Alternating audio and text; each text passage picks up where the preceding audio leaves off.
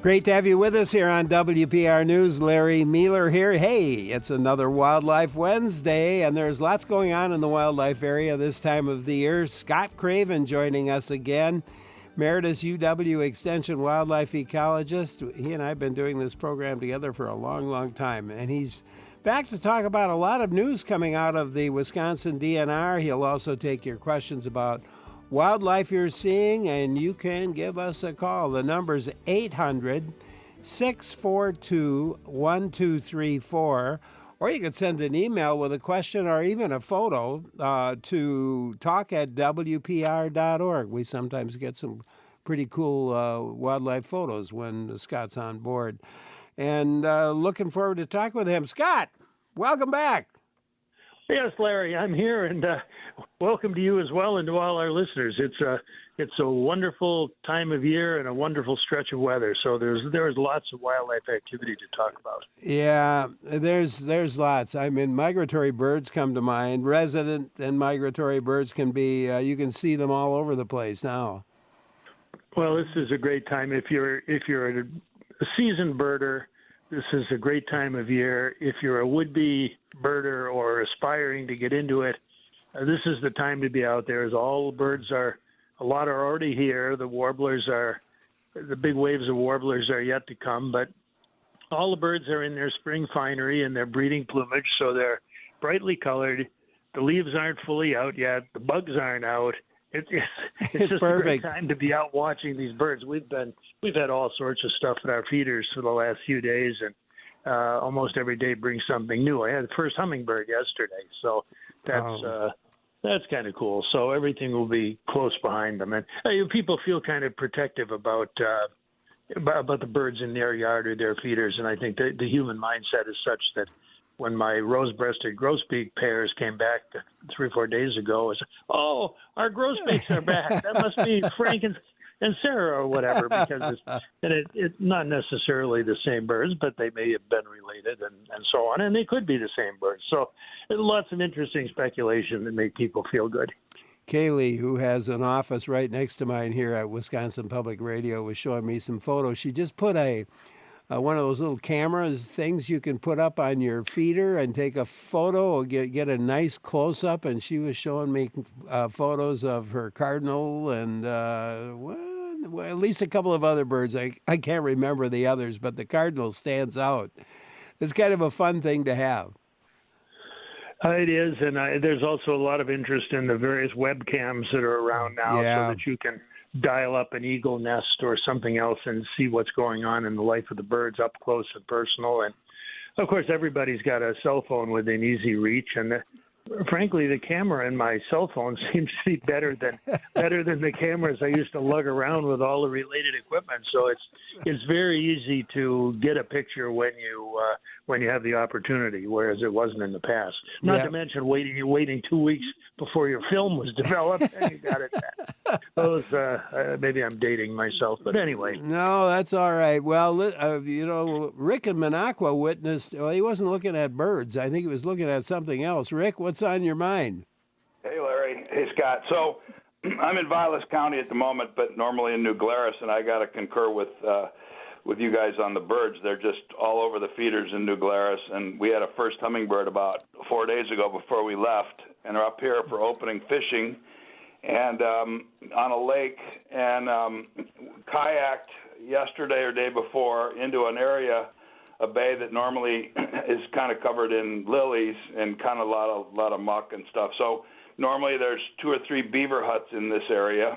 So just happened to go in there before the lilies start coming up, and what I saw was what I think was a mating ritual between 2 beavers, and I'd never seen anything like it. I was just all of a sudden taken aback by the rolling of 2 large, seemingly, brown animals just rolling it with each other in the water, and then all of a sudden kind of tails come out of the water, and then heavy breathing, you could hear it, and then it would recur, and they'd be rolling, and you could see the humps of this, what I'm sure had to be a beaver, unless it was an otter, but it looked like there was 2 animals, looked like they were in a ritual of some kind, And I got a video of it. Like Scott said, with these cameras, it's pretty good, but I was pretty unsteady in a kayak. But I got some video of it, and I looked it up, and it's extremely rare to see this. And there's nothing online that shows two animals rolling, and I saw some white in the underbellies of these things as they came up and rolled. Is that anything you're familiar with, Scott, or am I off? Have we got some mating beavers there, Scott, or what? Well, it's possible, but I was on board with the whole theory until you mentioned the white on the bellies, and there's no white on the belly of either of those animals. So I'm not altogether sure what you were seeing, Rick. And it's often difficult whether they were beaver, otter, or something else. It's also sometimes difficult to distinguish mating behavior from aggressive behavior in terms of the wrestling and thrashing and so on and so forth. So, like I say, I was on board, but the bellies of both of those animals are relatively dark. Yeah. So anyway, you've got me somewhat mystified, but hey, whatever you saw, it sounds like it was fun to observe and try and get a video of. So, yeah, really cool. But Rick, thanks for calling. Maybe somebody else will have an idea too. I can't think of anything right off the top of my head. Possibly the light made it appear that the bellies were white. It might have been the reflection of the wet fur as well. But either way, otters or beavers, it could have been either one. Thanks, Rick. Jude in Iola, your turn. Hi, Jude. Hi. I've had an interesting last couple of weeks. About 3 weeks ago, I got to experience the mating ritual of two sandhill cranes. And then the next thing after that is I had an eastern bluebird in the box. And then last week I had a couple of the colorful, like the Baltimore oriole and a grosbeak. And I didn't have the hummingbird yet, but I was sitting and talking to my sister on the phone outside, and I looked straight ahead, and there in the oriole finally is in the jelly, the male. And right after that, within about 5 minutes, I had the hummingbird came, and hovering up above me was a eagle. That just made it. That was within 5 minutes, and now I got the females coming in, and it's just, I think the only thing I don't have is the scarlet tanager and the buntings. Oh, isn't it fun, Scott? To see it is, and just to kind of keep track, whether you do it formally and report your sightings for a big bird day or the birdathon that's going on or other activities that people get involved with, even if you don't have anything to do with that stuff, just being outside now and seeing all the colorful birds and watching what they're doing and providing grape jelly for the orioles and whatever else you may be doing, or sugar water for the hummingbirds, it makes everybody feel good about spring activity. Yeah, it sure does. Thanks, Jude, for sharing that with us. And Mark in Wisconsin Dells has a question, I believe. Hi, Mark. Hi, Larry. A couple weeks ago I talked to you, and I forgot to mention I was over by Hub City, which I am now, and there's two eagle nests, one on each side of the road. And every spring, the pair of eagles is up there in late winter, and then has a successful nest, I think. Anyway, I've watched them for years. Well, 3 weeks ago when I went by to look up at the eagles, there was 4 geese up there in the nest, and I haven't seen the eagles back since. And I'm just wondering if geese would do something like that and chase the eagles away. Canada geese, were they, Mark? Yeah. Canada geese in an eagle's nest. Well, that's a bit unusual, Larry. Yeah. I've seen a goose in a tree occasionally, but they're a little awkward at that, and generally don't have anything to do with trees. Nest on the ground. They'd have no interest in the eagle nest. And I'm not sure packing 4 adult Canada geese in an eagle nest would be a bit of a feat in and of itself. So yeah, well, Mark's been watching it for years. That eagle nest, you know how they get bigger and bigger. Oh, they're huge. Yeah, they're used traditionally for decades. But don't know what the interest the eagles would have up there. Certainly not anything to do with food. No interest in the nest for usurping it to use for their own purposes. And even if that were happening, it would be one of the adults or a pair, not four.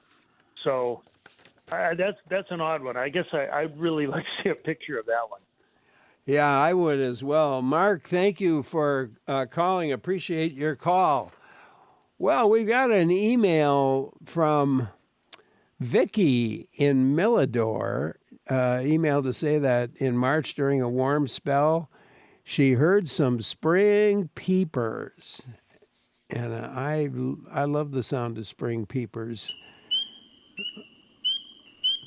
Here they are. There they are, peeping. She said after that there was snow and colder temperatures. She hasn't heard the spring peepers since, even when it has gotten into the 50s and 60s. Could the cold have killed some of them after they had started to come out of their frozen state? Or is Vicky worrying about nothing, she asks. I don't think there's any particular concern. While they could have frozen, generally they are quite capable of staying in the water once things are thawed out a little bit, and should be fine. But it's the same situation in my little pond in the backyard. The various frogs have been calling now for a few weeks. In fact, I think the last time I was up at our cabin up in Price County, back on the 26th of April, there were a few half-baked croaks and calls going on until things began to warm up. But it's not uncommon at all for them to start fitfully and get a cold spell and simply clam up and disappear and then be back out again. Everything's going great guns here in the southern part of the state, but things may be a little slower up north. But I don't think Vicky needs to be worried about any major calamity or population decline. I think everybody in the chorus will join in at their normal position in the rankings, starting out with peepers and wood frogs and things like that, and then moving through leopard frogs and toads and ending up with bullfrogs, green frogs, and whatnot. So it'll all come. It's still reasonably early. It is. I love to hear the chorus frogs. Mm-hmm. That's always. Oh, there we go. That's a wonderful sound of spring. It is, and it doesn't last very long, so you need to enjoy it while you can. The interesting thing for me, I've got chorus frogs and toads going in the little pond right now, and you can, if you're stealthy and approaching, they'll continue singing. But if they feel the slightest vibration or see any movement, boom, they're quiet, and boy, you can't find them. You know they're there, but spotting one is a real chore. So. Rich in Two Rivers called in to say, and this had to do with the earlier caller about the two animals rolling together in the water. Rich said he observed that happening with snapping turtles. He's seen several times while paddling, with them kind of rolling together in the water. Well, that's true, but I've been thinking about this a little bit since we had that call from Rick, and I wonder too, Larry.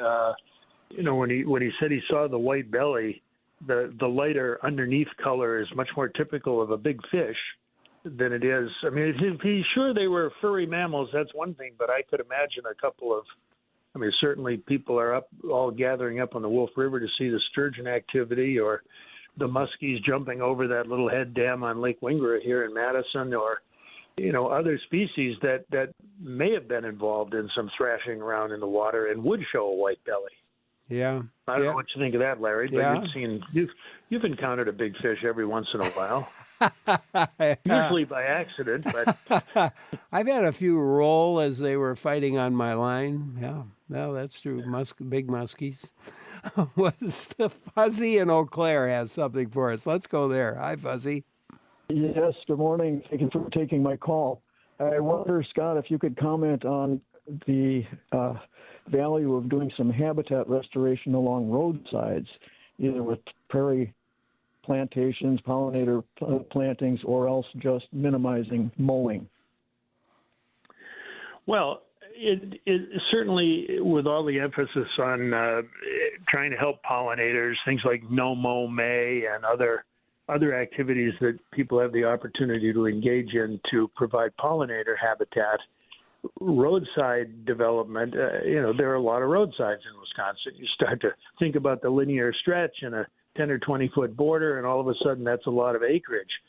It's been interesting to me to see kind of a resurrection of that mindset in terms of restoration of prairie vegetation or flower plantings or whatever, because there was a lot of that going on, and there were DNR programs involved with my predecessor at the university back in the 50s and 60s with some very active roadside management issues with restoring habitat. But it was my recollection that some of that fell out of favor as these roadsides grew up into dense vegetation. There were some problems associated with that. It compromised visibility as people were driving along. It also not only attracted pollinators, but lots of other animals that found that habitat of some interest for feeding or whatever. And therefore, it was much easier for anything from a fox or woodchuck up to a deer to all of a sudden bound out of the vegetation, and boom, they were right there in the roadway. So I'm kind of curious. I haven't paid a great deal of attention to it the last few years, but I'm interested. What they say is what goes around comes around, and that initial emphasis on roadside habitat management for conservation, wildlife, pollinators, and so forth kind of faded for a while, and now seems to be enjoying a resurgence. I personally don't have any problem with it. I think if people are reasonably cautious, they can deal with the presence of animals near the roadside. But anyway, I just find it curious that it seems to be coming back. Yeah, interesting. Fuzzy, thank you very much for calling. Scott Craven, our guest, Emeritus UW Extension wildlife ecologist. Great to have him with us. And we have open lines now, so we can get you on pretty quickly. The number is 800-642-1234. Or again, you could send an email or post a picture to talk@wpr.org. I'm Larry Mealer for WPR News. A big thanks to everyone who donated during our spring member drive. Thanks a bunch. Support from people like, Spencer in Waukesha, Kathy in Holman. Folks like that make WPR's essential service possible.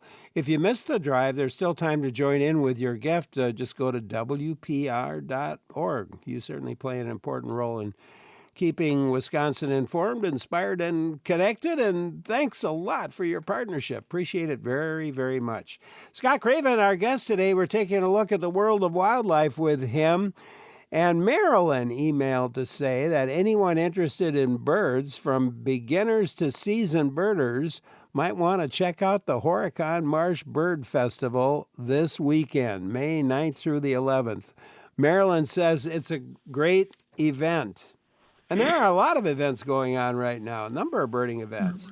There are lots. In fact, you just heard everybody heard the sponsor notification of the Birdathon taking place right now, going into June 15th, and that's run through the Natural Resources Foundation of Wisconsin, and it's essentially a fundraiser to support their conservation activities related to birds. So people have a lot of fun. It benefits birds in the meantime. As I looked up, as I was looking up festivals around, a couple have already passed. The Horicon Festival is coming up this weekend, but there are 4 or 5 more leading up to the end of the month, plus the Birdathon, plus all sorts of opportunities for people to get involved in activities through eBird, for example, the Cornell Laboratory of Ornithology site. And participation, if people doubt that this is a big deal, I was looking at the Great Backyard Bird Count, which is another popular activity that ended back in late winter in mid-February, and but they just tabulated all the data. Record number of participants in that activity, 830,000 global participants in over 200 countries. Wow. 830,000. And they detected, get this, it would be a big deal if you were really paying attention to the birds coming through Wisconsin.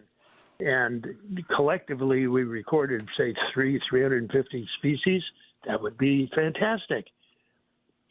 The Great Backyard Bird Count globally produced 8,078 species. Wow. That's a significant majority of the world's birds. So there are just millions of people involved, and they're willing to spend the time and the effort to participate and help the groups that are working with bird conservation collect the data they need to base their decisions on. So we say it's popular for people to feed the birds or watch birds, but it's almost beyond that. It's staggering. It's staggering.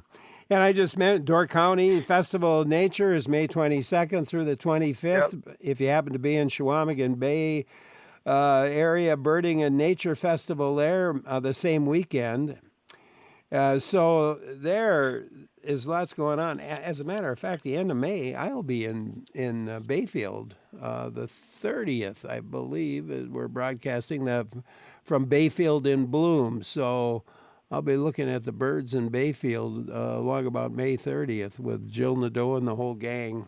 That'll be a lot of fun, and you can sign up for that, by the way, if you want to attend. It's a free event, but we like to have people register, and you can do that online, WPR.org, and sign up to attend at Bayfield and Bloom.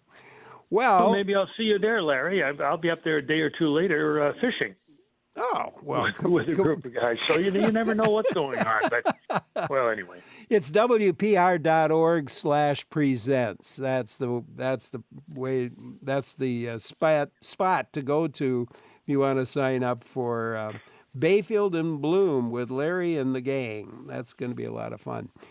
Well, let's see. There was some, spring turkey hunt. I bet you that there's some. That's not a gobbler. Jeff was going to give me a gobble.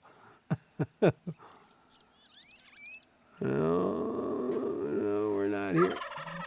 There it is. There he goes. That's the fun part about it. You'll hear other bird songs, but then that gobble comes up. You hear that sound when you're out in the woods looking for turkeys. That gets your blood pumping pretty quickly. And boy, there's been a lot of it going on. From what I'm hearing, the spring turkey season has been going very, very well. The third weekly hunting period, that I think they started on April 16th, the third one, period C, ended yesterday, and period D of the 6th, the 4th of 6th, started this morning.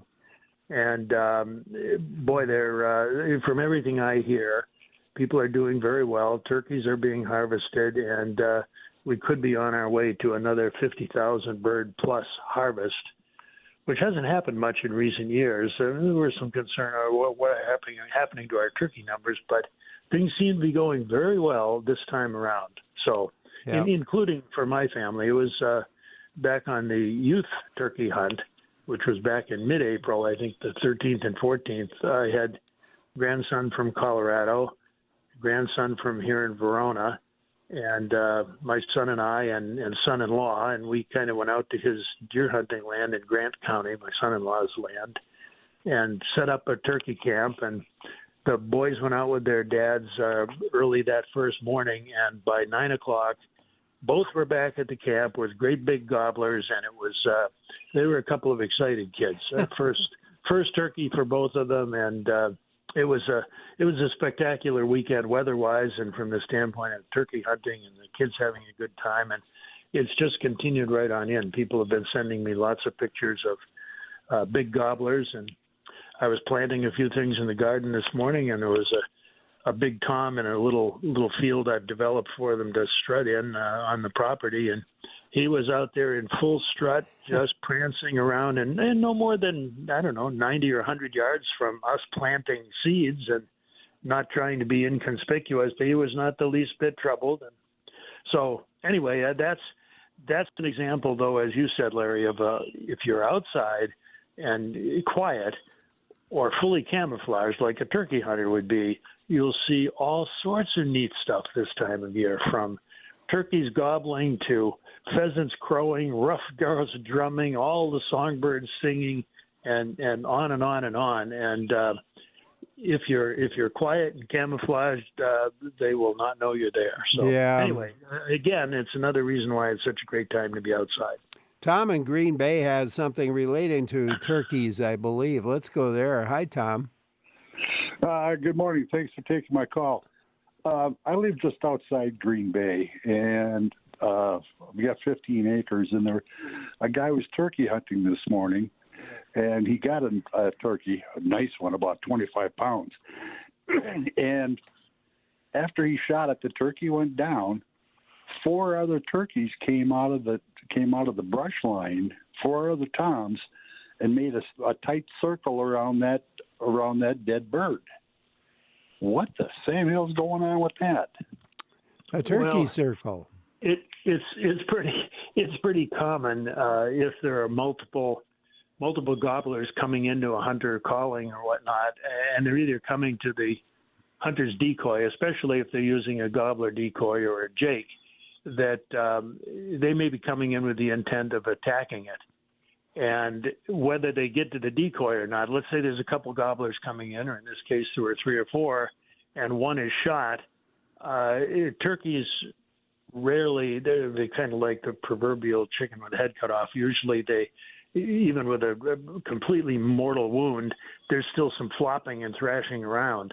And for whatever reason, that activity incites the other birds present to often attack the downed gobbler and peck it, or use their spurs to attack and spur it. And usually it takes the movement of the hunter or whatnot to give the other turkeys the idea, well, this isn't such a great idea, guys. Let's get out of here, and then they'll take off. But it's not uncommon at all for them to approach a bird that's knocked down. It's not like they're there saying, well, what happened to Frank here? Frank, are you okay? And they're there for whatever instinctive approach, and the gobblers are competing with each other at this time of year. I mean, they're all trying to breed and successfully pass on their genes, so it's not uncommon for them to attack or chase each other, and that's usually what motivates them gathering around a downed bird.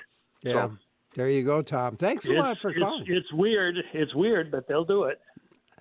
John and Baronet, we go to you. Hi, John. Hi, Larry.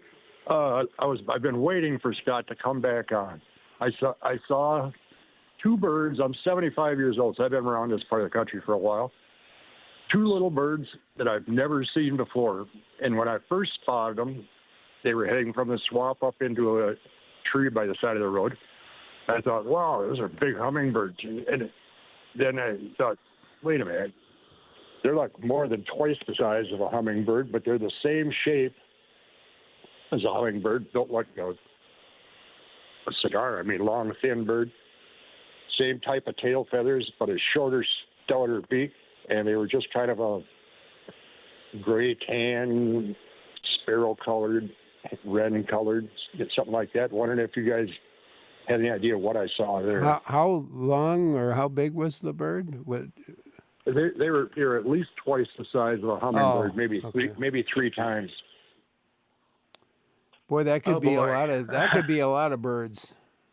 It certainly could be, and you mentioned gray. Would you describe them as uniform gray? Yeah, I suppose you could. There were a lot of gray birds, but what came to mind to me, that's a modest-sized bird, but has a stouter but sharp beak. That one of my favorite birds to see around the yard is a gray catbird, and they're often seen in pairs. There are a lot of possibilities here, John. I don't think we're going to be able to pin anything down for you without a little more information, photographs, something like that. There are a lot of possibilities. Yeah, I like the catbird idea, though, Scott. That's a possibility, for sure. You need to get a picture, John. Yeah, sorry, Johnny. We're dealing with hundreds and hundreds of bird species out there, and a lot are small and can be very frustrating for birders. It's often these birds are often lumped into categories like little brown birds for a lot of the sparrows and so forth, or the warblers when they've changed plumage in the fall, and they are really tough to identify. Yeah. And if you thought hummingbird size, something in the warbler arena, which are all relatively tiny birds like chickadee size. In fact, a chickadee's gray too, for that matter, but has some white and black on it. So I'm sorry we can't give you anything definite, John, but there's too much there's too much turf to cover here. John, thanks for calling. Appreciate it. Erica in Crab Lake, we'll go to you. Hi, Erica. Good morning. Let me tell you, surf's up on Crab Lake. It is blowing out here. But my question is, I live in Lake Tomahawk actually, and 25, 30 years ago when we first built, we would see red-bellied woodpeckers just for a week. They were just listed as a kind of a pass-through migrator. Now we've got a breeding pair, and it's just so cool. Except for their kids are ugly. they're not as ugly as a pileated, but they're right up there. But I don't know if that would you call that global warming or just I don't know what a trend. Just luck. And Crab Lake, which Crab Lake are you? Where are you located? There's more than one Crab Lake. Oh, it's up by Presque Isle. Okay, Presque Isle. Yeah. Well, that's a ways up there. I mean, you can track in birds like Wisconsin Birds of Seasonal and Geographic Distribution. You can track the observations by month of any species you're interested in to see what the probability of observation is in your home county. So there are ways you can get some idea of the rarity of the sighting. Red bellies are common around me down here. I've got a couple pairs that come to the suet feeder regularly. I think they're one of our prettiest birds. And among the woodpeckers, next to a red-headed, which have become quite unusual, I think the red bellies are right near the top. So you're lucky to have them around, but it is a lot less. They are a lot less common up in the North Country, and there are ways through. Books like that one I mentioned, Seasonal and Geographic Distribution of Birds in Wisconsin, or some of the records from the online sites like eBird or the mapping sites like Nature Mapper that's run by, what's the Nature Center that runs that, Larry? Do you remember over in the near Eau Claire? I don't remember, but I think you could find that online. And again, those are records maintained by county, and you can get some idea of the frequency or likelihood of virtually any natural event that you might be seeing. Yeah. Eric, thank you very much for calling. Appreciate it. Gina emailed to say they live in a suburban area right outside Madison. About a month ago, Gina and her husband heard some loud screeching noise coming from the field across their road, got a closer look to see, and it was two animals fighting, one a squirrel, the other was dark, almost black in color, and it killed the squirrel and dragged it away. They're thinking it was a mink and wonder if that would make any sense. Are they common around Madison? Her husband took a video, but it's difficult to see as he didn't want to get too close to the action. Did you say this occurred at night, Larry? No, it was daytime. Okay. Well, a small dark animal certainly could have been a mink, and they might do that. Of course, down here in the south, we've had more sightings in recent years of a larger dark animal that would also kill a squirrel, and that would be a fisher. But that would be even more unusual than the mink, but both possible. Did Gina say anything about the relative size of the animals? Did it seem like it was an even fight between the squirrel and the darker animal, or no? No. No. Well, but they were guessing mink, so maybe I would guess mink rather than fisher. Yeah, and if her question was, are they found around here? Yes, they're surprisingly common, not seen frequently, but they're around. I've seen them around my yard here south of Madison in the town of Oregon. And I remember one of my favorite wildlife encounters ever was on campus, walking from Russell Labs, where my office was, back up toward the Union along the Lakeshore Path. And as I was walking along, I think this was in the morning, I encountered a family of mink along the lakeshore there. And it was mom and I don't remember 5 or 6 little ones, and the little ones are very curious, and they came right over to me. And at one point, I had one juvenile mink sitting on the toes of each of my 2 shoes, looking up at me, trying to say, "What the heck is that thing?" And they eventually saw better of it and scattered with mom back to the rocks on the lakeshore. But they certainly are around. And they could have been involved in what Gina witnessed. So, Tony in Mount Horeb has a question for you. Hi, Tony. Good morning. I've got a question. We have a small, meaning in Mount Horeb, a 3rd acre lot that we're going to be building a house on in an older neighborhood. It's next to the bike trail, so it is kind of a bunch of shrubs and so on along that line to the back of the lot. But I'd like to establish a frog pond when we start building. Does that end up being a lot of work and maintenance, or can you have a source, a booklet, or something from Extension, perhaps, to recommend?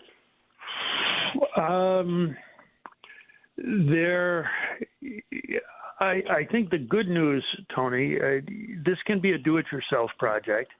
And I built several of them over the years. The starting point is a liner, rubber or fabric liner that are readily available in a whole variety of sizes. And you dig a hole in the shape and size that interests you or that fits your yard, line it, and then you can put in a recirculating pump or landscape it any way you want. Or you can go to any of our local building centers and get a prefabricated pond in the shape of a kidney shape or oblong or whatever, again, strikes your fancy. And these come in various sizes, kind of like these little round blue kitty or colored kitty swimming pools. Mm-hmm. I mean, for that matter, you could use one of those too, set it in the ground and then put a darker liner in it and start with that. So you can either do it yourself, dig it, fill it, and so forth, and then go from there, or most of the big landscape companies around Dane County, I think probably statewide, there are a number of companies now that will produce a pond for you. And in my case, for example, I got tired of digging the holes, and I'm old and fragile now. So when we decided a couple of years ago that we wanted to upgrade our pond in the backyard, and not only for frogs, fish, anybody else who was happening to come in, but we liked the water movement and sound. So I simply bid it out to one of the local landscapers, and they brought in a crew and heavy equipment with the capability of moving boulders that there was no way I was going to move them around. And they worked at it for 3 or 4 days and produced what I think is a beautiful pond with a 3-tiered stream and waterfall system that drops into it, and a recirculating pump that works the whole thing, and interior lights and landscaping and so forth. And in addition, because I was interested in frogs, I also had them inset one of these little prefabricated ponds right next to it that I was able to fill with plant materials. And I don't know how I still am mystified by how it happens, but the frogs somehow find that pond. I think I've had over the 3 or 4 years that pond's been in place, and I'm surrounded by prairie restoration and on a hill. So it's not exactly frog country, but I've had 7 different species of frogs in that pond, and there's probably 4 in there right now. The chorus frogs, the toads, the peepers, and there's 2 bullfrogs. Wow. And a green frog. And where do they come from? How they find the pond now. In the case of the bullfrogs, I've been, well, you know some of the stories about the bullfrogs I've had over the years, Larry. Yeah. But I think there was 1 or 2 in there that I actually procured and put in. but everything else has found it naturally. So, bottom line, Tony, there are many ways you could end up with a pond. I recommend it highly. You'll have all sorts of things besides frogs. And if you go with a professional company or one of the pond companies, they can fix you up with the hardware, the pumps and tubing and assorted other things, the chemicals that can be added to control algae and keep the water clear, and a whole host of other tips, which will benefit not only the frogs, but a whole bunch of other things. I had 2 turkeys drinking out of the pond this morning while we were having breakfast, and especially when it's dry like it is now, and we're entering a prolonged dry spell, a lot of things depend on those little ponds that people have. So I recommend it highly. It's doable in many different ways, and you can go from the expensive, relatively more expensive contracting approach or the do-it-yourself effort.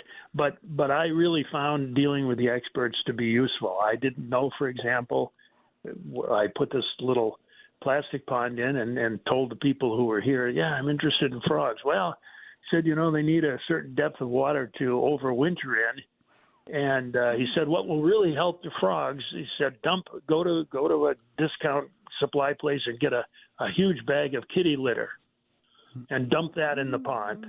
I said, what? Well, anyway, it turns out that kitty litter, at least some of it, is extruded clay.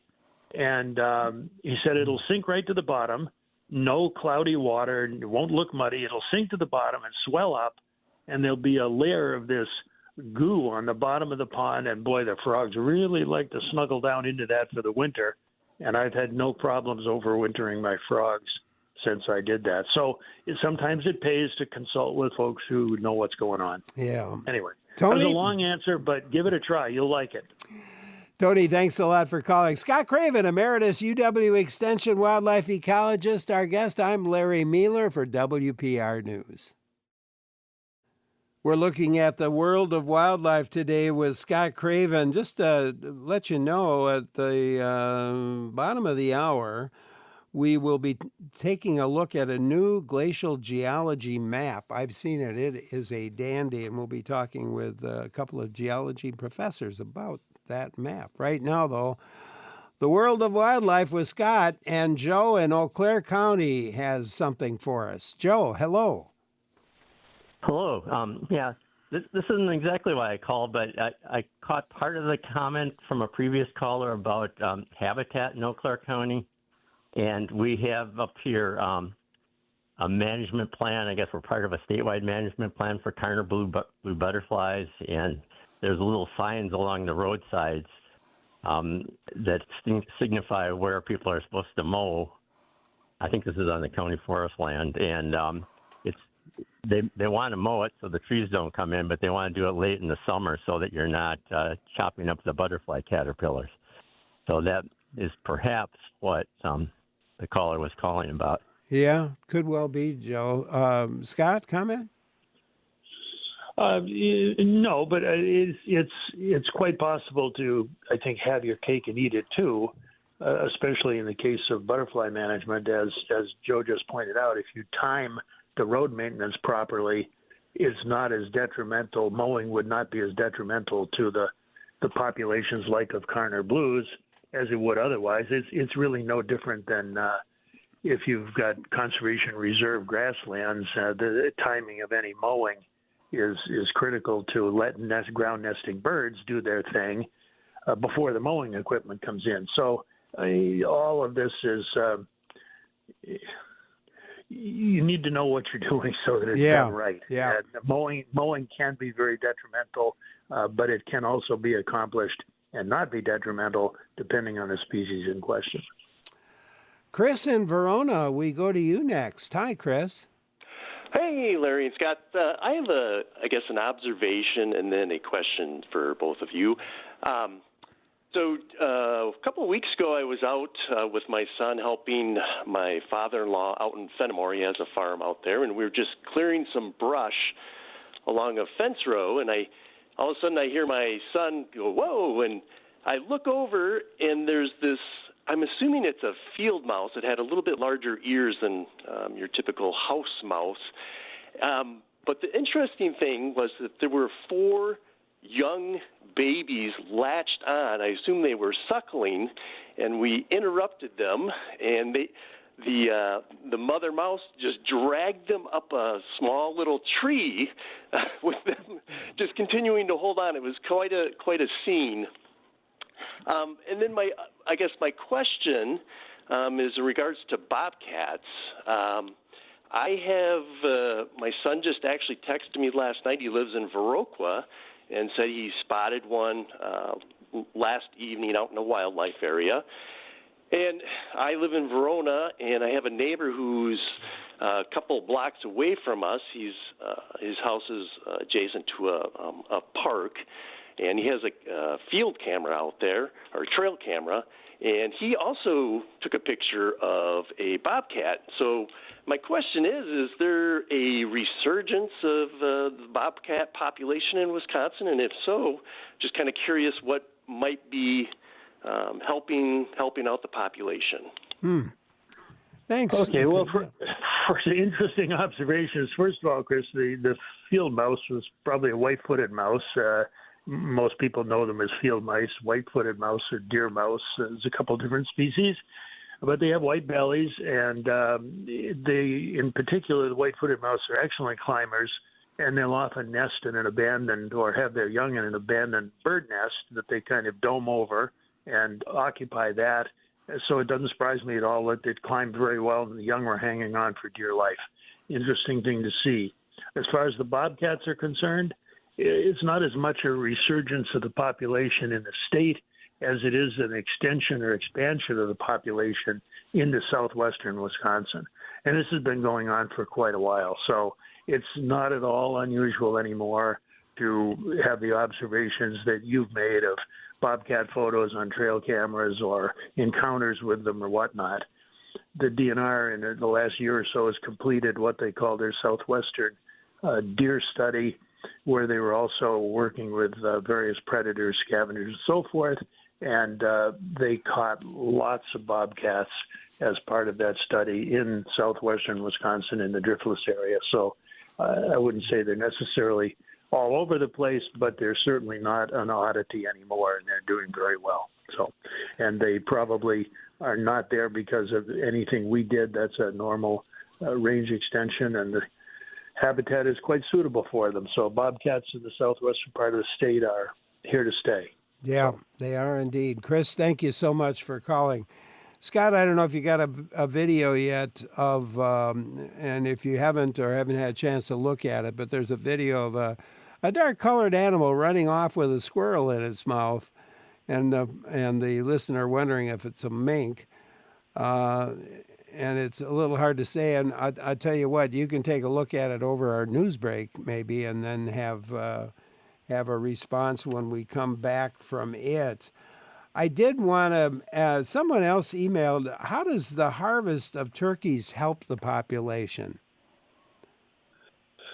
Well, it's not necessarily a matter of part of a management strategy is to assist the turkeys as much as it is an opportunity for a very popular hunting experience all around the country that is a relatively recent phenomenon in Wisconsin, since turkeys were restored in the mid-1970s and have just gone gangbusters over way more of Wisconsin than we thought they'd occupy. So the turkeys are there, and because of their breeding behavior, where a mature gobbler may service or mate with a number of hens, the reduction of the gobbler or male population, and those are the only legal ones in the spring, bearded hen aside, that's a little off target here with our discussion, but the harvest of a significant number of gobblers, especially after they've participated in the mating process, really has no bearing on the population and provides a lot of recreational opportunity in terms of the turkey hunting and then the meat and so forth without any necessary harm to, or detriment to the population. So on that note, we will take a quick look at the news, and then we will be back with Scott Craven. I'm Larry Mealer for WPR News.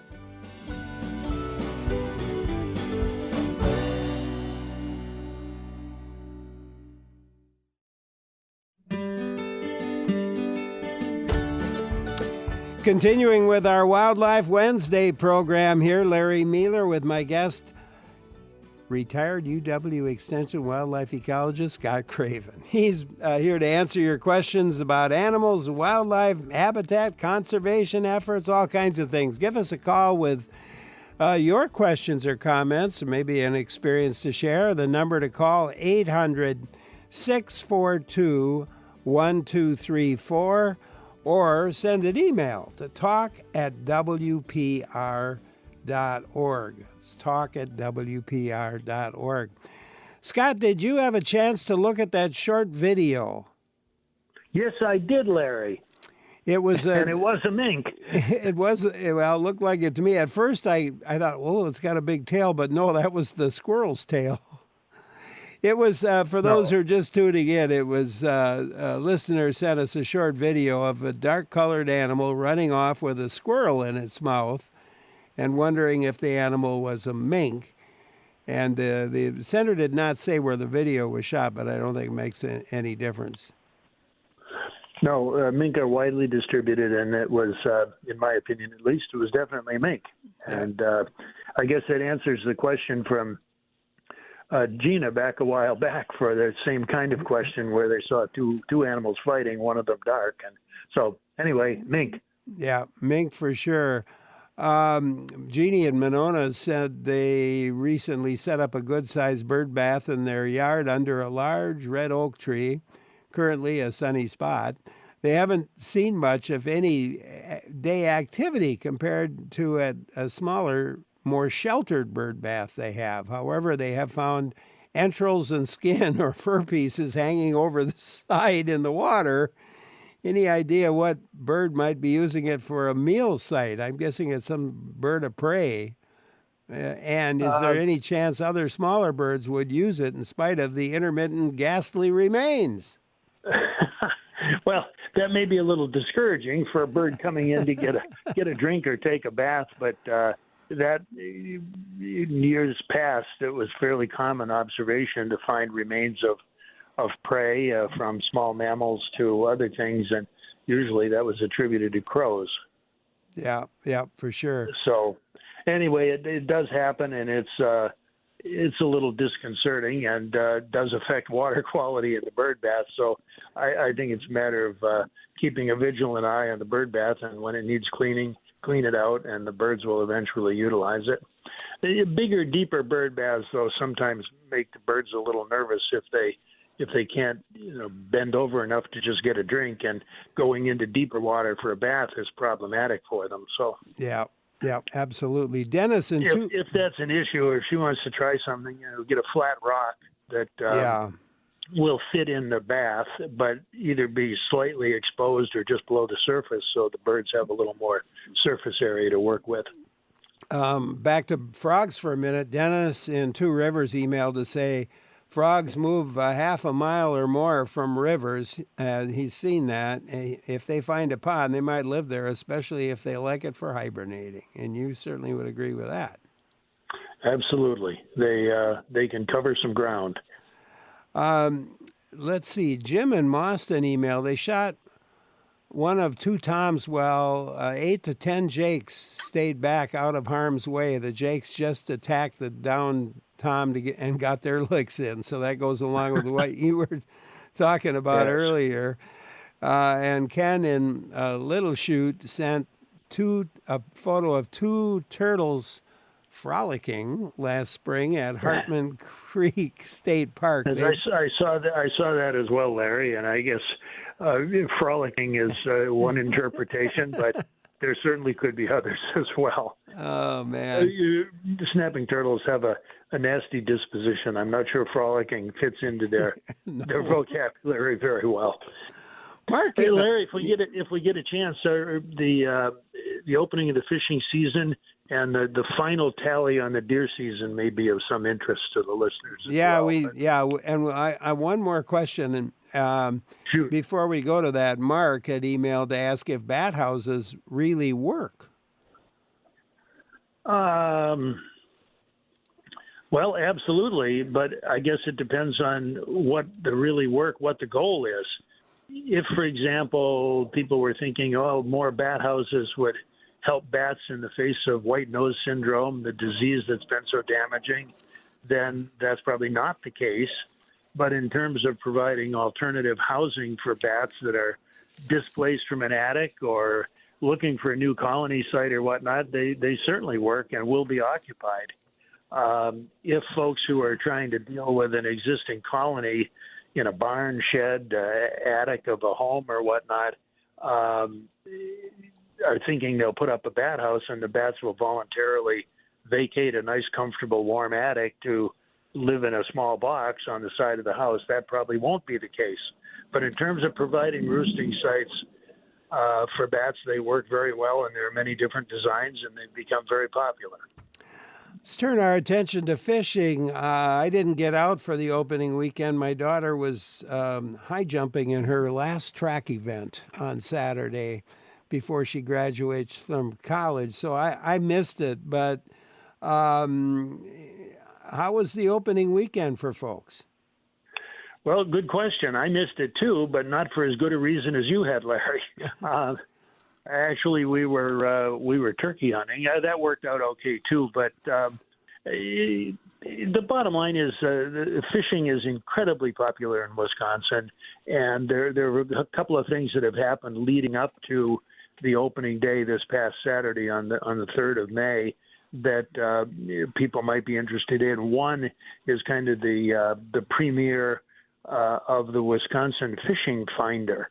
Yeah. Essentially a web-based resource that the DNR has created as a one-stop source to find information on fishing regulations, boat launch sites, access points for shore fishing, stocking information. Basically, it's designed to provide a fisher, especially perhaps a new one, not familiar with the area, where the heck can I go? Yeah. And what are the relevant constraints or regulations or whatnot? And the reality is that website showcases we have 15,000 inland lakes, 42,000 miles of streams and rivers, and 1,000 miles of Great Lakes shoreline. There's lots of places to fish out there. So opening day, I'm anxious to get out. But especially now that it's warmed up a little bit, I was, and I guess I'm still call myself an avid trout fisherman, but the luster was taken off the trout opener for me when we went to the early season trout fishing, and you could essentially trout fish all winter leading up to almost the traditional opening day. It was catch and release, and it certainly does provide some more opportunity and so forth, but the excitement of that kind of Christmas morning mentality of, okay, everybody's heading out trout fishing, that just doesn't happen anymore, at least not for me. Yeah. So. Well, speaking of opening days, deer hunting, I know you wanted to talk about the harvest. How was it compared to previous years? Well, I'm reluctant to talk about deer season because it seems like a distant memory now, but in reality, the final numbers have just come out, and some of our outdoor writers have seized on those to make a couple of points that I think are very important. For one thing, despite some concerns over, hey, how are deer doing and so forth, for the 24 and into early 25 season, hunters bagged 321,844 deer, which was an 8% increase over 23-24, the previous collection of seasons. And coming off some seasons where there were declines and a bit of grumbling, this was good news in that regard. But there are some downsides here, and one of them that one of the outdoor writers made is a big point, and I think is critical here. Chronic wasting disease continues to spread. It's now found in 55 of our 72 counties, and while a record for buck harvest was set in, I think it was 13 counties, primarily in the central farmland, hunters in the hot spots for chronic wasting disease like Iowa County and Richland County, which had historically been hotbeds of high deer harvest for people in those two counties, they harvested deer in this previous season at historic low levels. And I think now people are acknowledging and seeing the results of that southwestern deer study that I mentioned that the DNR completed and just observations of landowners and hunters in areas where CWD is rampant, that it can and does have an impact on the populations. And I find that a little discouraging because it continues to spread. And I hope that the folks who are enjoying record harvests in some of our other counties, the future has a shadow over it. So anyway, that was, I think, the telling point for this past season. It was a mild winter. It was a great season for harvest and for opportunity in some parts of the state, but it's still overshadowed, I think, by the spread of chronic wasting disease. So. Yeah. You can join in, too. Open lines, get you on real quick here at 800-642-1234, 1-800-642-1234. Lots of emails. You can email to talk@wpr.org. Jerry in Eau Claire emailed to say they have a 7-acre park in their neighborhood, about 3 acres of woods and 3 acres is in prairie. About 1 acre is playground with a small ball field. Some critter is digging up the ball field at night, so nobody's seen what's doing the damage. It has dug up about 100 square foot area, and in wondering what the heck could be doing this. Well, it's often when turf, whether it's somebody's lawn or whatever, it's often skunks, which are active at night, and they're digging and rolling the turf, looking for grubs that are near the surface, especially since we've had some recent rains. That may all come to an end here as this long dry spell takes hold. Raccoons may also be involved in that at some point, but skunks are the most likely culprit. Yeah. Have you been to, Larry, I just wanted to ask you a question. Have you been to a good movie lately? The reason I ask is the folks I work with at the Max McGraw Wildlife Foundation down near Chicago have they partner with Ducks Unlimited and some other partners, and they're producing IMAX movies on conservation topics. Oh. And a couple of years ago, they released Wings Over Water, which dealt with the prairie potholes and duck production and other birds that depend on the prairie potholes in the upper Midwest and Plain states. It was a huge success. And these are excuse me, I'm tongue-tied. These are released to big screen theaters, IMAX theaters worldwide. A new one has just been released in the last couple of days, and it's called Secrets of the Great Salt Lake. It's narrated by Mike Rowe, that some people may recognize from the Dirty Jobs program on TV that was very popular. Mm-hmm. But the bottom line is, the Great Salt Lake is not in Wisconsin. It's a long ways away, but it's drying up, and that's a huge conservation issue for that area. This movie is coming out now. All I'm suggesting is for the listeners and you, Larry, if you hear about this at a big screen, usually in some of the larger cities, Wings Over Water was fantastic. I think the Great Salt Lake Secrets will be just as impressive, be a good thing to see. And they also distribute educational materials on these topics to about 10,000 American schools. And it's a big deal. And they have 2 or 3 more in production, one on salmon and a couple other topics. So they're really good if you get a chance to see them. Yeah, Wings Over Water was great. No doubt about it. Bob in Stillwater has a question for you. Let's go there, or maybe a comment. Hi, Bob. Hi. Earlier this week, I was sitting in my house eating supper, looking out the window, and there was a blanding turtle walking by my garage on the concrete. He stuck his neck out, looked at the garage door, and it was shut. And he kept on walking and looked at the other garage door, which was also shut, and he just kept walking along. I live probably a good third of a mile from any kind of water. It's just a little pond. How far does something like that travel? Oh, the turtle, any turtle, whether it's a painted turtle, snapping turtle, or whatever, especially in the spring when they're wandering around, either it's a female looking for a site to lay her eggs, although it's a little early for that, or just looking for something changed in the habitat or environment they were in, and they're looking for a new home. They can wander. I wouldn't be surprised to see some of them move a mile or more. Yeah.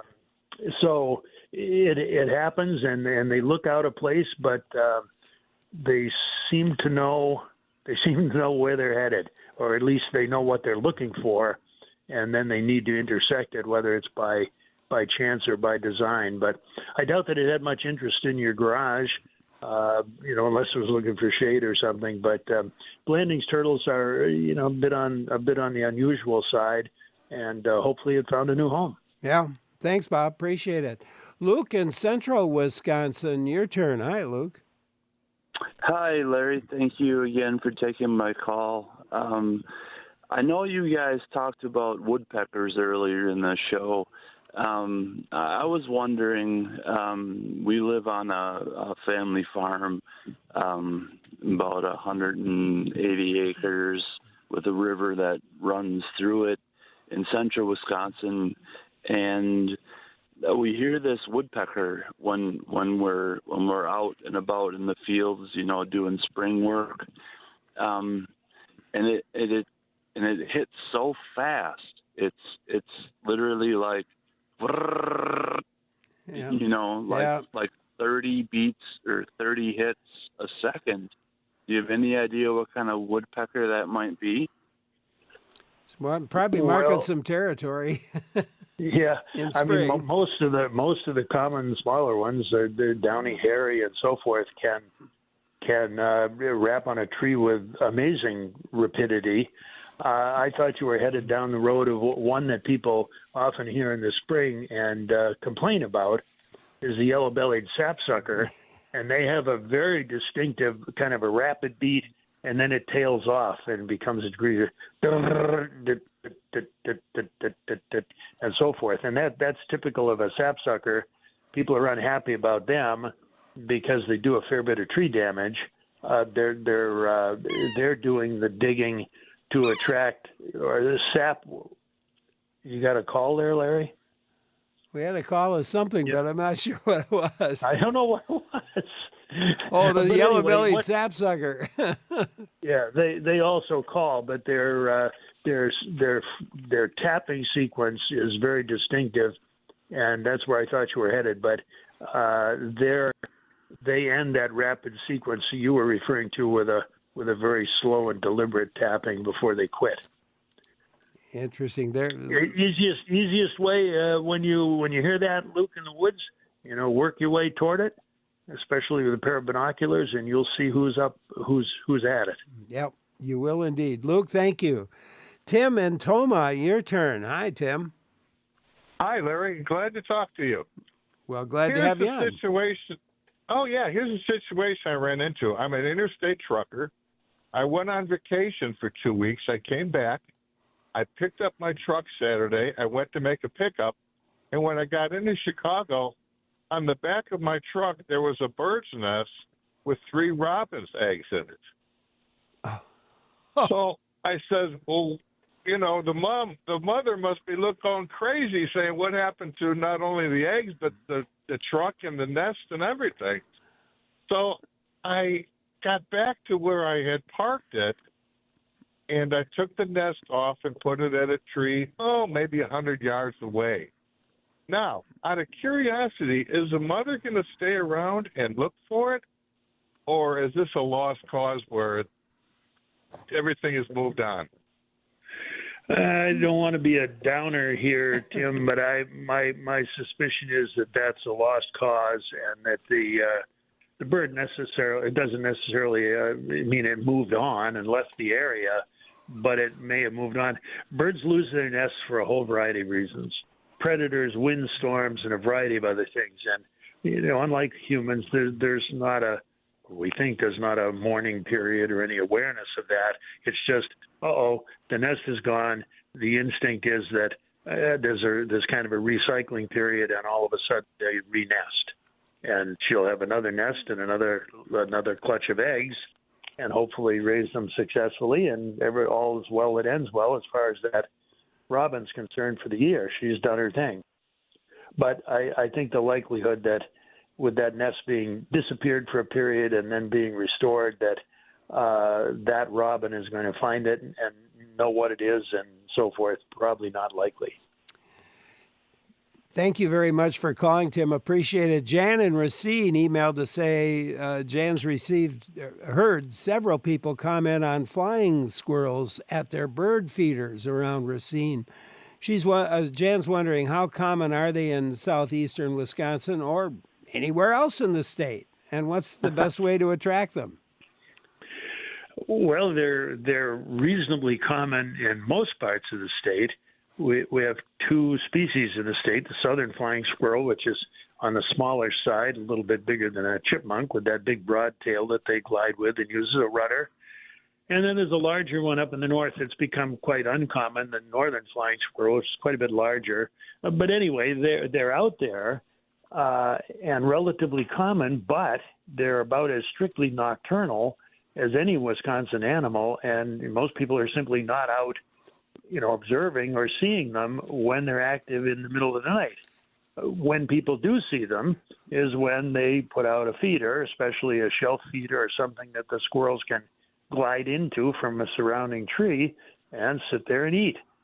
So in terms of doing something for them, usually there's enough dead tree cavities and old nest boxes and things around that they can find nesting sites.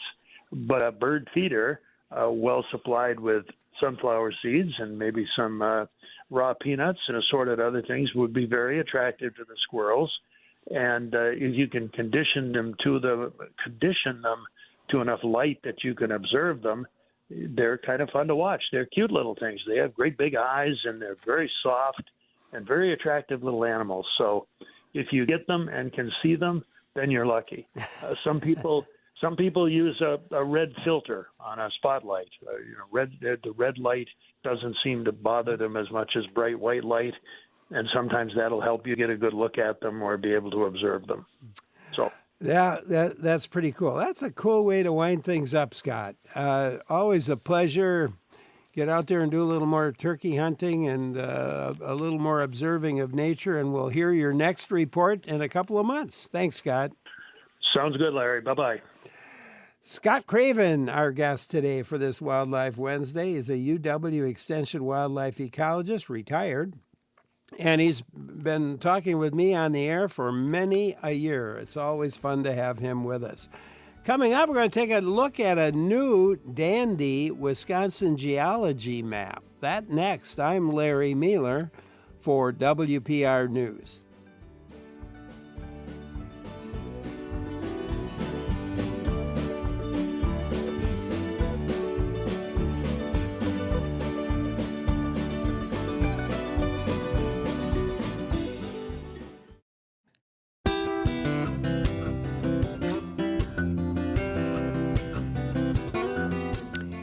The last comprehensive map of the geology of Wisconsin was published almost 50 years ago. And now there's a new glacial geology map that shows what has happened over the past, 2.58 billion years or so.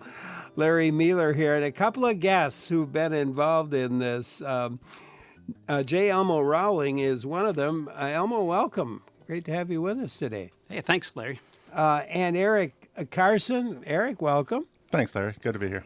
These guys are quaternary geologists and professors in the UW-Madison Department of Extension. They work on the Wisconsin Geological and Natural History Survey, which just published this is a fascinating new map of our state's geology. And as we talk with them, I hope you'll join in. What do you know about the geologic history of Wisconsin, or what questions do you have about it? How did the landscape around us take shape? Give us a call. The number is 1-800-642-1234. It's 800-642-1234. Or you could send an email to talk@wpr.org. That's talk@wpr.org. Well, here's a question I bet you've had a few times. I said, somebody asked me, I'm going to be talking with a couple of quaternary geologists. And the first thing out of the mouth was, what in the heck's a quaternary geologist? I said, all right, I'm going to ask that right off the bat. Elmo, you want to provide some information on that, maybe? Sure. So the quaternary is a time period. It's the last 2.5-ish million years of Earth history, and it's a period of time where their climate is such that you can have glaciers at the poles and at high altitudes, so high latitudes and high altitudes. So it's sometimes called the ice ages. And the term is an old term. It goes back to very early geology, 1700s, right, where they were trying to parse out geologic time, and they had 4 time periods, and we were the 4th, the quaternary. So that's where it comes quaternary, from. and I was pronouncing it wrong too, so I should have looked that up before. Quaternary. Yep. All right. Well, what's this new Wisconsin map show? I don't know. Eric, you want to talk about that? Yeah. One of the things about this map is that we have different types of geologic maps. Very commonly, people think of maps as being geologic maps as being the solid bedrock. And this one, because we're looking at this very recent period in Earth's history, we're looking at the unconsolidated sediment at the Earth's surface. So the glacial deposits and the river and wind deposits. So the soft sediment at the surface, and not the bedrock. So this was a long time decades in making. The group that we put together, there were 7 of us that are co-authors on it. Elmo and I are the 2 most junior of them. I believe between the 7 of us, we had just over 250 years of combined experience looking at the quaternary geology of Wisconsin. Several of the people with 40 and 45-year careers. Oh, my goodness me. And had been working on it for probably, they got started before you did, probably. They were working on understanding the geology. It's just in the last 5 years that we got the federal resources to put this map together. That's pretty cool. Elmo, what did each of you do to produce the map? I mean, is there everybody take a piece or what? Yeah, so this map is based on maps that are produced at a scale that's of greater detail. So a lot of the state, our goal is to produce a map series of the whole state at 1 to 100,000 scale. And just to give listeners a sense, say Burnett County is 2 or 3 inches wide on this map. Burnett County would be 2 feet wide on a 1 to 100,000 scale map. So still pretty general, but more detailed than this. And we have about 3/4 of the state done. And so we can use that information to make this general compilation. And, you need the geologists, you need the 7 geologists that worked on it, but we also have cartographers. Caroline Rose was a cartographer for this. And, the whole host of GIS staff, publishing team, people who manage our grants, people who archive material, manage databases at the Geologic Survey. So it takes a lot to do this with. And just this map itself, we've been working on since 2020. Wow. And the time scale again? What was the time scale on this again? So the quaternary is about the last 2.5 or 2.6 million years, which sounds like a long time, but obviously to geologists, it's less than half a blink of an eye. And how do you? So, I was really intrigued looking at them. It's beautiful. It's gorgeous. Yeah, it's a gorgeous map. But I was trying to figure out how would you illustrate, or how did you go about figuring out the ways to illustrate how those geologic forces formed Wisconsin? Sure. So, first of all, the sort of data sets that we use to make these maps include a lot of public information, like soil maps, the USDA soil maps we use. We use water well records. There's 800,000 water wells in the state, and those have some geologic information in them. We have high-resolution topographic maps now, derived from LIDAR lasers from airplanes, that give you centimeter scale or decimeters, very high-resolution topographic information. And we compile all that in GIS in a digital environment, and then we also do our own coring, our own field work, our observations of driving around, looking at any exposures that we can find, and again, collecting cores that we target in areas that we want to develop. And so a core, what's a core like? So I collect a lot of those for my mapping work. We have two different coring mechanisms that we use that they're basically driving steel pipe down into the ground, and then you retrieve the sediment from the depth that you core down through. Some of them we typically go 40, 50 feet down into the ground to see what we have, and some of them we've gone as deep as 400, 450 feet down through unconsolidated sediment. So we retrieve that and we bring it back to our core repository and describe it and photograph it and take samples for analysis to really understand what's going on, not just right at the surface, but going down at some depth until we get to the solid bedrock. So then is there a way to age this? Or, so you've got a core, it probably looks like a long pipe of dirt. Exactly. Is probably what it looks like. Yeah, for our cores, radiocarbon dating is one of our bread and butter techniques. If we're coring in the right setting, say an ancient lake basin, we'll find plenty of plant macrofossils to date. But we've got some more esoteric tools. We've got a dating methodology called optically stimulated luminescence, excuse me, that dates how long a sand grain has been buried away from the sunlight. And all those techniques are great when you can find the material to date. Eric's found a lot of material in the driftless area, but when you get sort of behind the ice margin or up into northern Wisconsin, when the glaciers were here, there would have been permafrost conditions and very low vegetation. There's just not a lot of material to date. So we have a few things that are dated, but then we can look at, say, ice margin positions and say, well, this one is in front of that one, so it has to be older, and get a relative sequence of events that happened. And I want to go back to Eric. You mentioned the driftless area, and you're one of the first geologists to kind of work to focus on the driftless area, I guess I could say. Yeah, at the Geological Survey, we've got a very long history of glacial geologists that have worked there, and that makes sense since the majority of the state has been covered by ice, but the driftless area is this part that was never covered by any of the many glaciations during the Quaternary period. And I am the first geologist at the Geological Survey who is trained to study that landscape. I was partly one of my graduate PhD advisors was a professor named Jim Knox from the geography department here. And he spent 43 years doing plenty of research in the driftless area during his career in the geography department. But he didn't produce geologic maps. He produced a lot of peer-reviewed journal articles that might not be familiar to the general public. And so as part of our mandate and mission at the survey, we're looking to produce materials that have value for the citizens of the state of Wisconsin. Yeah, and what's coming to mind is, why do we do this? I mean,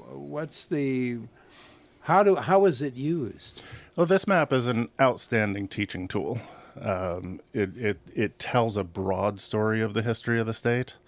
Many of our maps that are more detailed we use for a whole host of land management decisions, or they are used for a whole host of land management decisions, where to locate roads, where to locate landfills, identifying water resources and contaminant probabilities, citing feed operations for agriculture to protect water resources. So our mapping feeds into a wide range of purposes. It sounds like it. Elmo Rowling, our guest, one of our guests today, Eric Carson is the other. They are geologists and professors in the UW-Madison Department of Extension, focus on geology of Wisconsin with the Wisconsin Geological and Natural History Survey. Questions or comments for them, I hope you'll join in. The number to call, 800-642-1234, 1-800-642-1234, or you could email us. The email address, talk@wpr.org. That's talk@wpr.org. I'm Larry Mealer for WPR News. Great to have you with us here on WPR News. Larry Mealer talking with Elmo Rowling and Eric Carson, who are, I'm going to mispronounce this again. I want to say quaternary, but it's not. Quaternary. Quaternary geologists. Quaternary, I got to get that right. Geologists, professors in the UW-Madison Department in Extension. They focus on well, it's the quaternary in my mind. There we go. Geology of the state. And it's great to have them with us as we talk about this new map. And, of course, we can take other questions relating to the geology of our state with these guys. They know what the heck they're doing, and they know a whole lot about it. So you can join in again, 800-642-1234. And let's take a call. John in Black Earth, we'll go to you. Hi, John. Hello, sir. What's up? My question is, in every gravel pit from Black Earth to Dodgeville and along the road where they've cut through the rock, there is a gray-white band between 6 inches and a foot thick, about 10 feet down from the top, and no one can tell me what made that happen.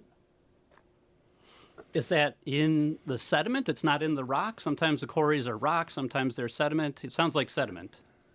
It is in the rock. It's a harder rock when you start picking at it, and I haven't called that many people or talked to that many people, but no one can tell me why it's that different color. You can visibly see it. I've taken pictures of it and sent it to geologists.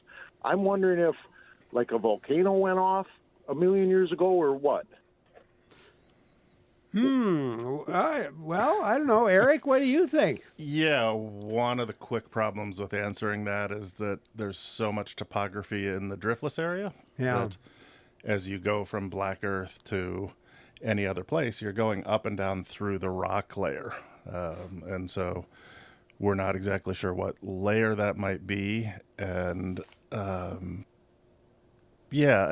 think you could say that that's pretty far out of the quaternary, which makes it pretty tough for us to give an answer.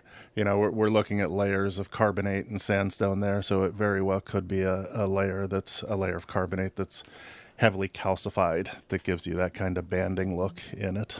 But I would say call this, email us at the survey. We do have bedrock colleagues who work in the bedrock, and if we can't answer a question, we can usually find somebody, especially if you have pictures. And we have colleagues that are doing bedrock geologic mapping in those counties in that part of the state right now. So we would have people in our office who could give a much better answer than I just did.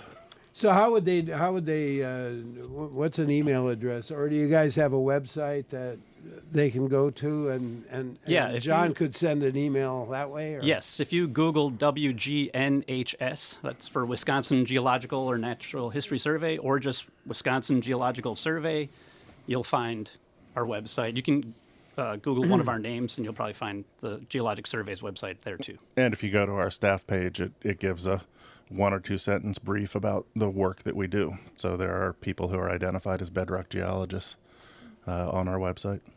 John, there you go. Thank you so much for calling. Appreciate your call. And again, you can join us 800-642-1234 or email to talk@wpr.org.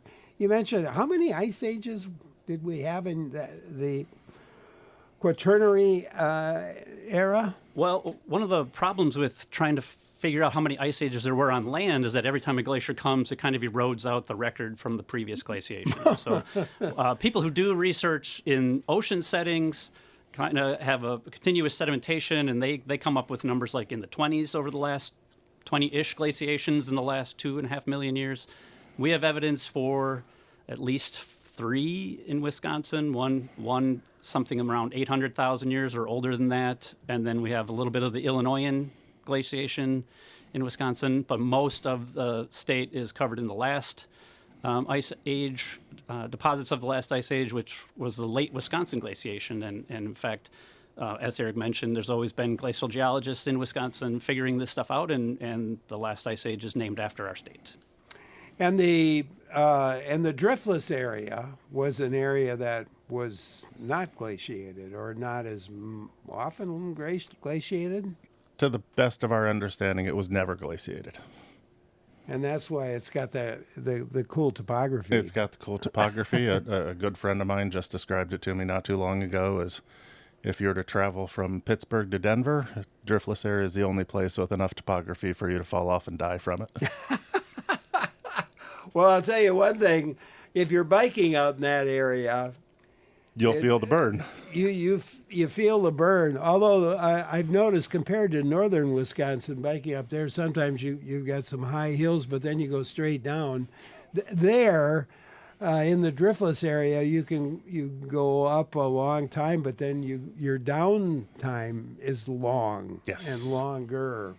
Which I really like. We're seeing a different suite of geologic processes there. We're seeing millions of years of wind and gravity and rivers sculpting the landscape, as opposed to the majority of the state that's covered by the Wisconsin glaciation that Elma talked about, that isn't anything more than 10 or 20,000 years old, the landscape. Yeah, pretty young by standards. Randy in New Auburn has something for us. Let's go there. Hi, Randy.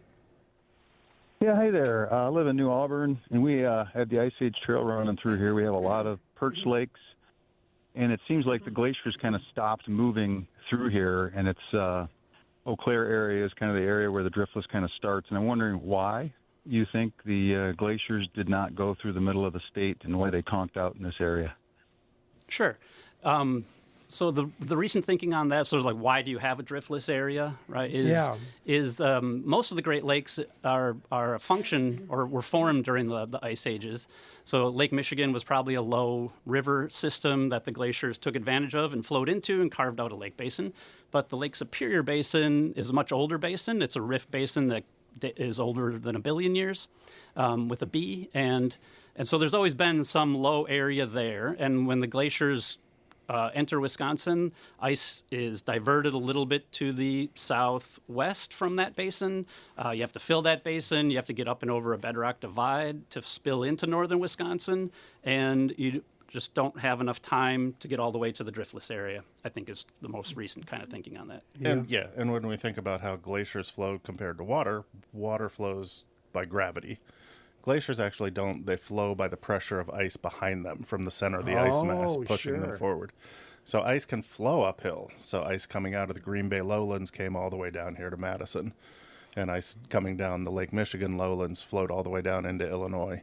But the Lake Superior Basin is just such a deep trough, and it's oriented perpendicular to the ice flow, that it was just an incredible impediment to ice flowing any farther south than it did. Randy, does that help? That's awesome. Yeah, that makes sense. I guess follow-up question is, why are there so many perch lakes up here north of Eau Claire in the Chippewa County? Northern Wisconsin, the distribution of like clays and sand and gravel is very heterogeneous. There's a lot of variability in the subsurface. There's a lot of variability at the surface, and so there's times when as the ice is melting, that there's ponding that is then filled in with younger sediment, and so you have a lot of variability, possibly older lake sediment that are impeding that water from getting flowing deeper into the aquifer systems, I would guess. Yeah, it makes sense. Randy, thank you very much for calling. Let's go to Dennis in Stoughton, Wisconsin. Hi, Dennis. Hi. The question I had was, I live in Stoughton, and along the Air River and the Madison drainage from the lakes is at a specific level. And yet I have a history book here on the history of Stoughton, and it talks about having to go 250 feet down to hit bedrock when they were drilling a well. So my understanding is that whole valley, this river system is really floating way above its natural course if it was indeed down at the bedrock before the glaciation. Am I picturing that right? You absolutely are. The topography that we think of in the driftless area of this branching pattern of streams carving down into the bedrock, that actually exists all the way across southern Wisconsin. It's just that once you get behind the glacial margin, a lot of that topography is filled in with glacial sediment. And so the Yahara River today, there is a much deeper valley, the ancestral Yahara River Valley, that the four lakes of Madison sit in that old low depression and much of the depression is filled by very young glacial sediment. And yeah, the caller is exactly correct that the modern river is sitting perched hundreds of feet up above where the ancient river flowed before the glacial deposits filled it in. That's really cool, really cool. Dennis, thank you so much for calling. I wanted to be sure to remember to ask you about how people can get copies of this map, and you can go online and take a look at it. And but Elmo, what about that? Sure. The Geologic Survey used to sell hard copies of maps, and then the internet came along, and we started posting digital copies of maps for free. And when you post a digital copy of a map for free and then say, or buy for $20, people download the free one. And so our map sales plummeted. And I would guess 5 years ago or longer, the Geologic Survey stopped printing hard copies of maps. And now everything that we have is available digitally as a PDF for free. And along with the data, so there is map data that you can download as well and put in a GIS and look that way if you have that software or that expertise. But that is a hard, for us who make the maps, that is a hard a topic that hurts our hearts. Yeah, I'd pay the $20 for one of those, of these maps. It's worth having it if you can get it. Download the PDF, find a print shop that can do large format because printing. This is a larger thing we're talking about here. It's 42 inches, I think, tall and 46 wide, so that's pretty big. That's to get it to print it at the scale that it's intended to be printed at. Yeah, and that would make a lot of sense. I'm wondering, I think the Ice Age Trail came up earlier. Somebody was talking about the trail, and that might be useful for folks who are traveling on the trail. I mean, does it follow the edge of the glacial deposits across the state? Doesn't the trail? Yes, most of it. And then there are instructions on our website for downloading the PDF. It is geolocated. There are software programs where you can view it in your phone in real, like where you are, right? And it'll follow you around. So you can do that as well. So I would think this would be really cool for hikers then. Yes, and we always caveat, this is meant to be the whole state at 42 inches. So when you zoom into where you are, there may be some inconsistencies, right? So it's a generalized map, but yes. So how much more work have you got to do on? I mean, you got this map. What's next? Oh, I'm continuing to map in northwestern Wisconsin. I'm working on Burnett County, Bayfield County, Price, and Sawyer counties at the moment. Just wrapped up a project for the U.S. Forest Service. Forest Service wanted their Schwamagon, portion of the Schwamagon-Nicolet Forest hadn't been mapped. And then Eric? Yeah, so I've got several projects going on that are funded by the U.S. Geological Survey. So I'm doing the more detailed 100,000 scale mapping. Currently, I'm working in Jackson and Trempealeau counties, and I'm about to start working in Buffalo, Pepin, and Pierce. So over the last 15 years, I've basically mapped the entire driftless area at that scale, starting at the south and moving north. So coming to the end of my arc of mapping in the driftless area. That's all pretty cool. And again, how do we get the map? Where do you go online to get the map? You want to go to the Wisconsin Geological and Natural History Survey's website. And I'm sure I'm pretty sure there's a spot where you can see this latest one. There'll be a tab for both publications and a tab for new publications. So you'll be able to find it right there fairly prominently. Yeah. Well, it's been fun talking about it. Thanks, you guys. Thank you, Larry. Yeah, thank you. Appreciate it very much. J. Elmo Rowling and Eric Carson, quaternary. I got it right, just finally, right at the end. Geologists and professors with Extension at UW-Madison. It's great to have them with us. I take a look at that map. It is really, really something, and fun to talk with them about it. And it's always fun to sit down and talk with my own team from time to time. We got our producers, Clara Neipert, Joel Patnod, our technical directors, Lee Rayburn and Jeff Robbins, And our executive producer, kind of the boss, Jill Nadeau. I'm just here to talk once in a while on the show. I'm Larry Mueller. Thanks for listening. Stay with us. Lots more in store here on WPR News.